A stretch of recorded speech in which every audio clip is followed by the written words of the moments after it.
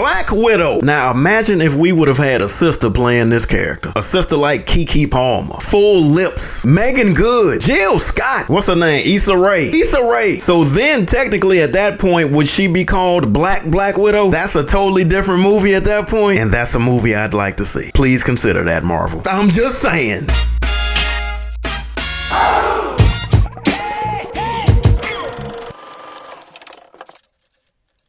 What's good with it, people? Welcome to the Joe Blacula Perspective Presents Behind the Curtain. And I am your host, the infamous Joe Blacula. Cue my drop. Joe Blacula. Good looking out, people. Whoa. I got your attention for a hot second. Right now, text 10 people to text 10 people. Right now.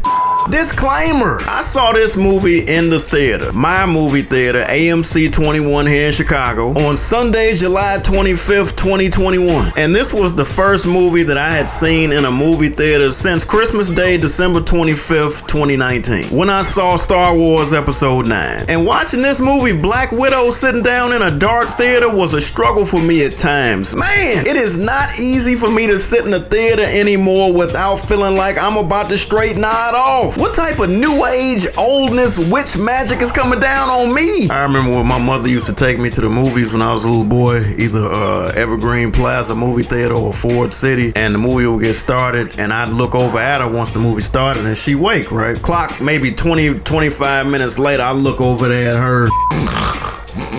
I'm talking head back, mouth open, Jack. I'd be super salty looking at her like, damn it, man. She used to tell me, boy, keep on living, just watch. Watch what I'm telling you. And yeah, I see now. Either way, it was good to be back in the theater. Now, Black Widow was released in theaters and on Disney Plus Premier Access on July 9th, 2021. Rated PG-13. Total running time was 2 hours and 13 minutes. Directed by Kate Shortland. I'd never heard of her before. And stars Scarlett Johansson as the Black Widow, Rebecca Romanoff. Damn, not Rebecca. And stars Scarlett Johansson as Natasha Romanoff, the Black Widow. Florence Pugh as God damn it. We are not about to get started doing this, man. Florence Pugh as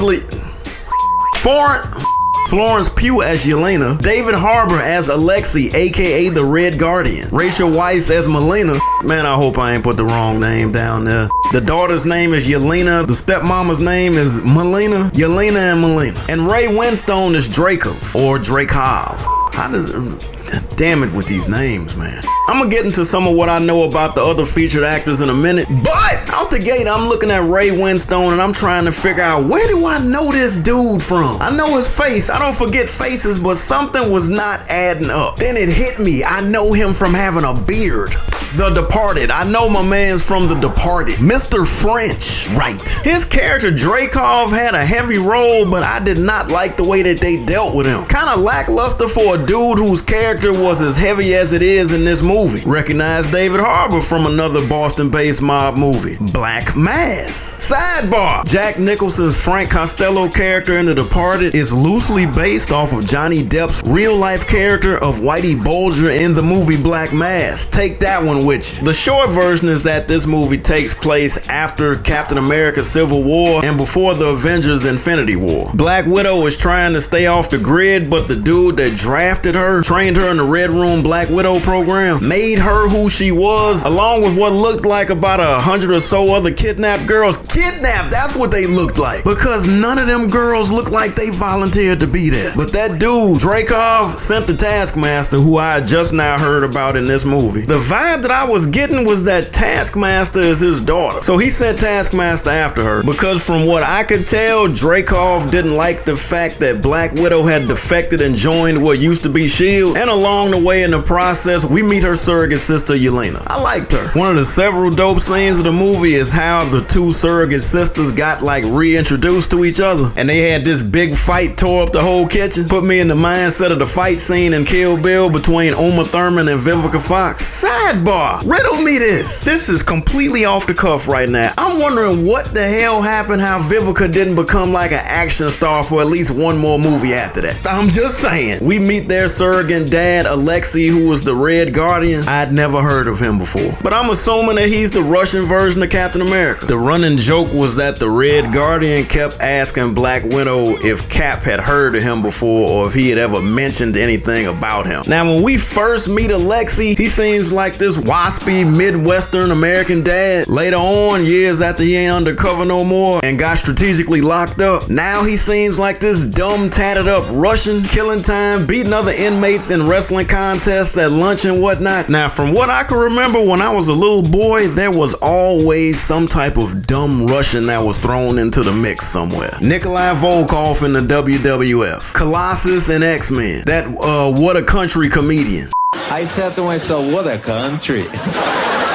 I'm thinking now maybe it was just some good old US of A propaganda and whatnot. Man, ain't no telling. Completing the family, we meet the surrogate mother, Melina, played by Rachel Weisz. 3 standout movies that I immediately think of as soon as I see Rachel Weisz. 1, 1996's Chain Reaction with Keanu Reeves. That movie is slept on. Number 2, 2005's Constantine, once again with Keanu Reeves. And 3 is 2013's heavily slept on Oz the Great and Powerful with Keanu Reeves. No, James Franco. Good to keep seeing her though. Once they get the family unit back together, they decide to take down Dreykov and his entire Red Room Training Academy type demo. Man, what is the name of that sad ass show on NBC? This Is Us. They deal with these unresolved This Is Us type issues, which actually contributed to the story and helped move things along when there wasn't any law of theory breaking action scenes happening. Riddle me this though, and technically this is on some nerd shit. Here's my thought. Black Widow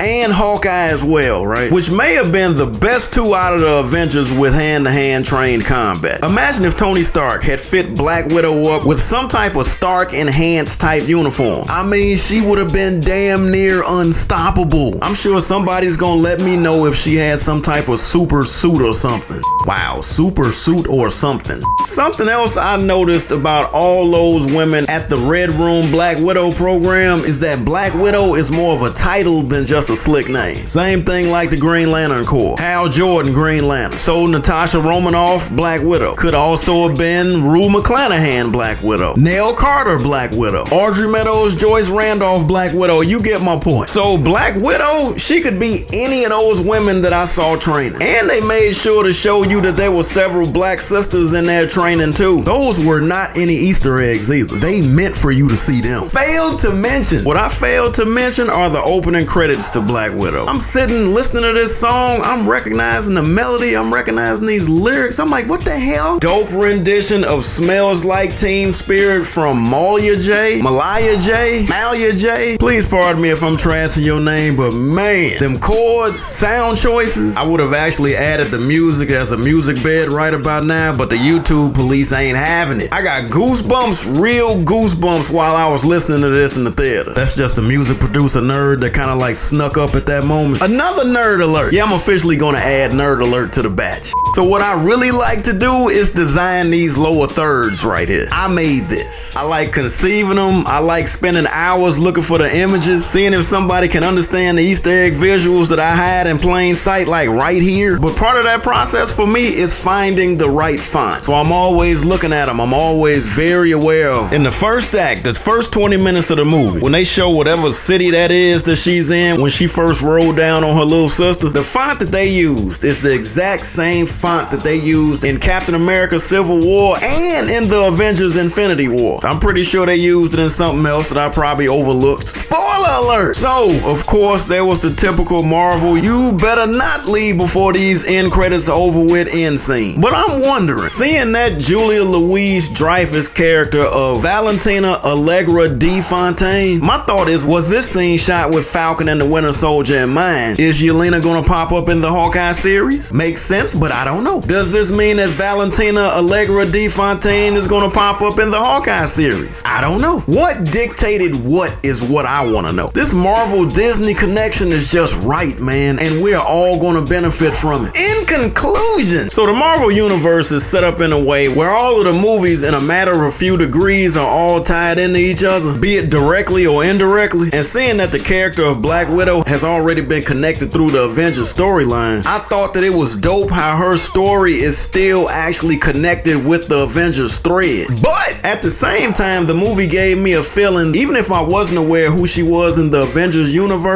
I still would have been able to have followed along with the storyline. And that's a good thing because it could be real easy to get lost in this Marvel universe. And I also know, unfortunately, that at some point that Marvel is going to run out their route with me. I really only care about the characters that I grew up with, and they've knocked almost all of them out in the first 3 phases. At this point, all I honestly really want to see is what they do with the Fantastic Four and with the X-Men reboot. Everything else, cue Jim Carrey. And I don't care. I mean, other than that, we'll see. But if this is it, as far as Scarlett Johansson being the Black Widow, she debuted her character in that horrible movie Iron Man 2 in 2010. Played her in 8 total movies. So if this is it, then she went out on top with this one. Spoiler alert! Actually, she went out on top when she died in the Avengers. Love, hate, or debate. Yeah, I loved this one. Mind you, the only superhero that I like to watch without superpowers is Batman. He is the only one. Well, I guess you could throw Iron Man in there as well. Only Iron Man in the Avengers movies, Iron Man 2 and Iron Man 3, was straight trash. And I honestly did not think that I was gonna like this Black Widow movie. Mainly because I couldn't see why I would care about her storyline to be invested in her for over 2 hours. But I was. Everything was balanced in this one too. The story was good, I was able to keep up. The story made sense, it tied directly into the Marvel Universe. Introduced me to characters that I didn't know, but these same characters are well established in the Marvel canon. Nothing too over the top. Kept my attention. And the only reason I nodded off because, man, I mean, look at the environment. Dark room, I'm comfortable, my feet are up.